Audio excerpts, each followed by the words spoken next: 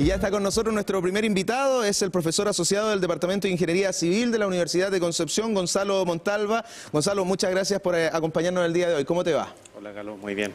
Gracias por la invitación. Bueno, muchas gracias a ti por tu tiempo para seguir explicando estos fenómenos que hemos estado viviendo a propósito del ciclón extratropical, de la lluvia, con estos pulsos que han dejado mucha agua en poco tiempo, que tienen a la tierra saturada, conceptos que hemos escuchado de científicos, de meteorólogos. Primero, ¿cómo observas en general el comportamiento que ha tenido nuestra geografía, en particular acá en nuestra región, con este intenso temporal? Bueno, desgraciadamente, cada vez que llueve tanto como en este temporal, hay mucha gente que se ve afectada, como hemos visto en la cobertura que han hecho ustedes y otros medios. La lluvia tan repentina hace que los suelos no sean capaces de drenar el agua y entonces aumenta la masa, se pesan mucho más, la resistencia no solamente no aumenta, sino que en algunos casos disminuye producto del agua y eso hace que fallen estos cerros, bloqueando caminos, a veces cayendo encima de viviendas, y es lo que tenemos que trabajar para poder ir mejorándolo de a poco. ¿Qué características tiene la orografía de nuestro país que lo hace tan particular y que nos día a día, no sé si sorprende, pero nos encontramos con diversas situaciones? Tenemos una tierra muy rica, un país que es destacado desde el punto de vista de su naturaleza, de su entorno, y además tenemos dos cordilleras, ¿cierto? Los Andes, y tenemos la cordillera de la costa aquí en nuestra zona, que hacen bien particular, como te decía, el territorio. Así es, parte de lo que hace maravilloso Chile también está muy relacionado con los desastres naturales que nos acompañan, como estos eventos meteorológicos, pero también los terremotos, los tsunamis, etcétera. Sí, tiene que ver con nuestra identidad también, con la fundación de Concepción en Penco, el traslado, el instalarse en este territorio. ¿Somos más propensos en esta región que en otros lugares a este tipo de fenómenos?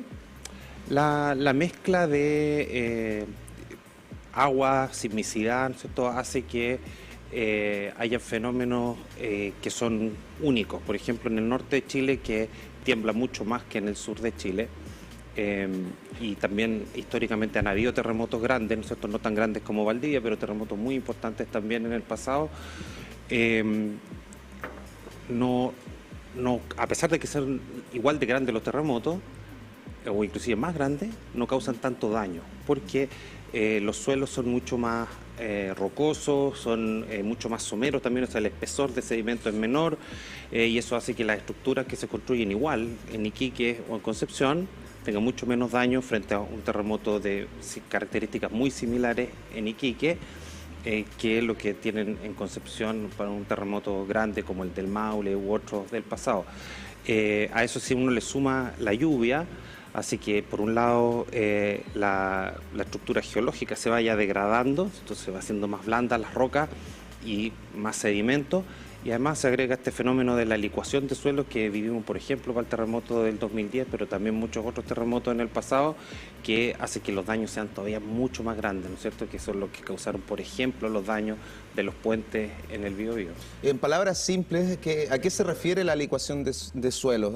¿En qué consta ese proceso? Es cuando productos en general de un terremoto, no solo de terremoto, pero en general de un terremoto para los chilenos, el suelo se transforma como en líquido, en un fluido, y entonces ya pierde prácticamente toda la capacidad de soportar carga, y por eso es que entonces se hunden las fundaciones, si es que están en una pendiente, se corren y empuja eso, por ejemplo, un puente, y prácticamente no hay forma de contener eso, porque las fuerzas son tan grandes, ¿no? Es como que en vez de tener una piscina que el agua tiene una densidad más o menos de 1 tonelada por metro cúbico, el suelo tiene como una densidad como de 2 toneladas por metro cúbico, y si se hace fluido, entonces es una piscina que tiene un fluido que es mucho más pesado y por lo tanto las estructuras no pueden sostener esa carga y se caen. Y si a eso uno en vez de eso le pone un edificio encima, por supuesto que se hunde y tiene daño en superficie, y producto de eso muchos edificios inclusive hay que demolerlos después.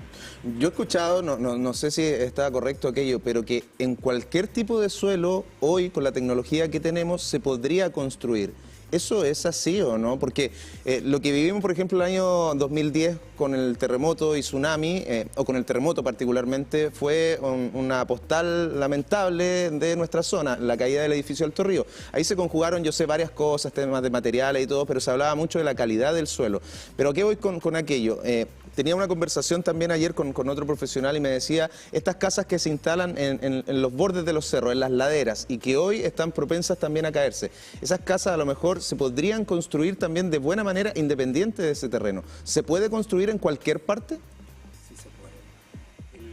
El problema, digamos, no solamente de Chile, digamos, pero para un país como Chile, que está tan sujeto a estos distintos eventos que conversábamos antes, es que si bien sí podemos construir de manera segura en todos lados, está asociado, hacerlo de esa manera está asociado a costos. Y la distribución racional de los recursos, no solamente para construcción, ¿no es cierto?, para educación, para tantas cosas que la sociedad necesita, es un problema, como digo, de todo el mundo, ¿no es cierto?, el mundo más desarrollado, de Japón, de Estados Unidos, de Suiza, del que usted quiera, ¿no es cierto?, analizar. Ellos tienen ese mismo problema de distribuir adecuadamente los recursos. Entonces, si bien podemos hacerlo de manera segura en todos lados, hay costos que son muy altos. Y un ejemplo de eso es justamente los taludes que se han caído ahora producto del temporal. Podríamos mejorarlos todo eso y hacer que no se caiga ninguno en el siguiente temporal, ni en 10 años más de temporales intensos. Lo que falta son recursos. El problema es que, no, y además, aunque tuviéramos esos recursos, yo creo que sí los tenemos, pero si tuviéramos todos esos recursos, la pregunta es si sería racional para un país, no voy a decir pobre, pero tampoco muy rico como Chile, gastarlos en eso. Entonces, desde la perspectiva de la ingeniería, lo más racional es detectar cuáles son los más riesgosos y eso mejorarlo. Cuáles son y riesgosos se refiere no solamente a los que se pueden caer, sino que los que al caerse pueden generar daño, ¿no es cierto?, pueden afectar estructuras y de alguna manera ir priorizando eso y poder invertir de manera racional.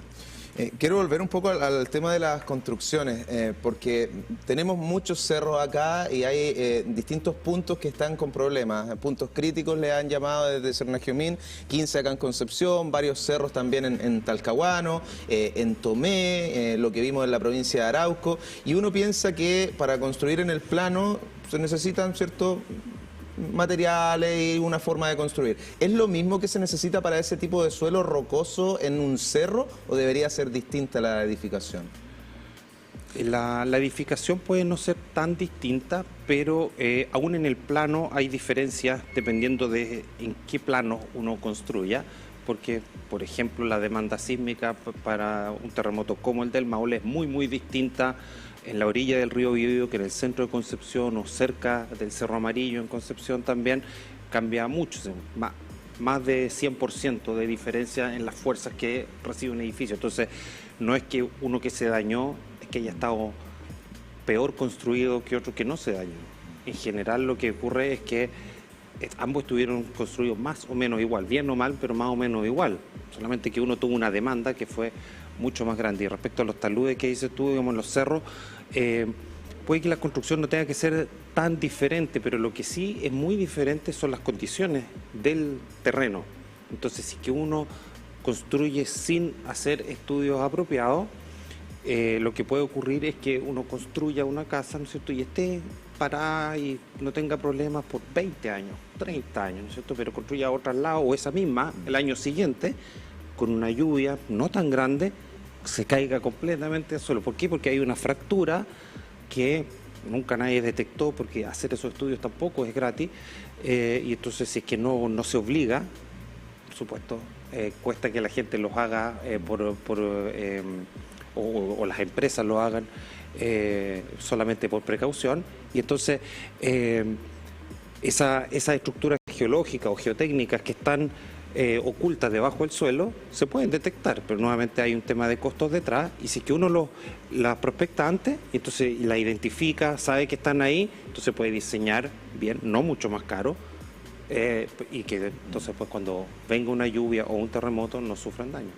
Sí, a veces pasa también por desinformación, por desconocimiento, hay hartas tomas, ampliaciones, va creciendo la familia, no están los recursos también, entonces, bueno, son múltiples las razones. El tema es prever la situación, es también que esté dentro del marco normativo, hay direcciones de obras que tienen que aprobar esto, asesorarse por especialistas, pero eso complica un poco. Te quiero llevar al tema de la tierra propiamente tal y este drenaje natural. ¿Ha costado que se absorba el agua? ¿Eso por qué ha pasado? ¿Hay una mirada en torno a esa materia? Sí, la geología de la zona tiene muchos suelos que son de origen de meteorización de roca, o sea, que era roca y sin necesidad de transportarla, como el suelo de Concepción, por ejemplo, que es transportado, se descompuso en el mismo lugar, y eso hace que haya muchos minerales de arcilla, y la arcilla, la greda, ¿no es cierto?, con la que se hace la losa, ¿no es cierto?, ese mismo material está presente en estos cerros, y es un material muy impermeable, que de hecho se ocupa a veces para construir cosas impermeables, y eso hace que cuando cae el agua, ¿cierto?, por un lado cuesta que absorba, y por otro lado es un material que al entrar en contacto con el agua se va haciendo menos resistente y da origen en algunos casos a fallas de talud, ¿no es cierto?, que son las que hemos visto en estos puntos críticos que tú mencionas. Sí, una crítica que se ha hecho por ahí también tiene que ver con los mismos árboles que hemos ido cortando en las laderas de los cerros, en la ciudad, que somos una selva de cemento, que los mismos árboles a través de sus raíces llevan el agua a las napas subterráneas, pero eso quizás también ha influido en que hoy cueste mucho más que drene el agua y que tengamos también cuerpos de agua que se vieron sobrepasados, como las mismas lagunas acá. ¿Todo eso ha contribuido? ¿Somos nosotros mismos los culpables de lo que estamos viviendo? Una parte, pero otra parte también tiene que ver con los incendios, por ejemplo, ¿no es cierto? La deforestación en general afecta mucho a la estabilidad de los suelos, no solamente por el drenaje que mencionas tú, sino que también porque las raíces en sí mismas son un reforzamiento del suelo. Entonces, al tener raíces profundas, ese suelo está mucho mejor estabilizado. De hecho, una de las maneras naturales de estabilizar el suelo, que también se ocupan en ingeniería, es forestar. Es decir, a esto hay que forestar este talud, ¿cierto? Acá está estable, pero por ahora, después cuando llueva, podría fallar. ¿Y cuál es una de las muchas medidas de mitigación? Es forestar. Mira, muy interesante todo lo que hemos conversado. Gonzalo Montalva, profesor asociado del Departamento de Ingeniería Civil de la Universidad de Concepción. Me gustaría pedirte una reflexión final en términos de la bajada académica a la ciudadanía, a todos nosotros. Hay mucha gente que nos está viendo desde distintos sectores, desde distintos barrios, que ha sufrido problemas, pero que sobre todo necesita también, como corresponde para un canal universitario, educación respecto al tema. Yo creo que nos falta mucho aprender de diversas materias que tienen que ver con la geografía, con el lugar donde vivimos, ¿cierto? Con los procesos naturales, con situaciones como estos desprendimientos que son parte también de la adecuación de la tierra, que son normales y que estemos nosotros o no, van a ocurrir en algún momento, ¿cierto? Tal cual, me quitaste una parte de las palabras de la boca, ¿no es cierto? Son los cerros, digamos, van a ser planos. Todo lo que es plano, yo siempre le digo a mis estudiantes, antes fue cerro. Y es natural, eso es lo que tiene que ocurrir y lo que va a ocurrir, ¿no es cierto? Y lo que tenemos que hacer es prepararnos, ¿no es cierto? Y estar conscientes del lugar donde vivimos. Yo creo que una parte de la invitación, ¿no es cierto?, es a estar atento, a informarse, ¿no es cierto? Y dado que estamos en un canal universitario, como dices tú también, ¿por qué no invitarnos a nosotros? Nosotros somos, la Universidad de Concepción es una universidad que es de la ciudad de Concepción, del pueblo, diríamos, ¿no es cierto? Y todos nosotros estamos disponibles, siempre cada vez que nos invitan vamos, ¿cierto?, a conversar con la gente, a poder dar una oportunidad para educarlos a ellos, ¿no es cierto? Y también que vengan a la universidad cuando tengan dudas o inquietudes. Bueno, te agradezco el tiempo y claro, la mención para todos los académicos y académicas siempre disponible con la vocación pública que tiene nuestra Universidad de Concepción. Gonzalo Montalva, profesor del Departamento de Ingeniería Civil de la Universidad de Concepción, muchas gracias por tu tiempo, que estés muy bien. Gracias, Carlos.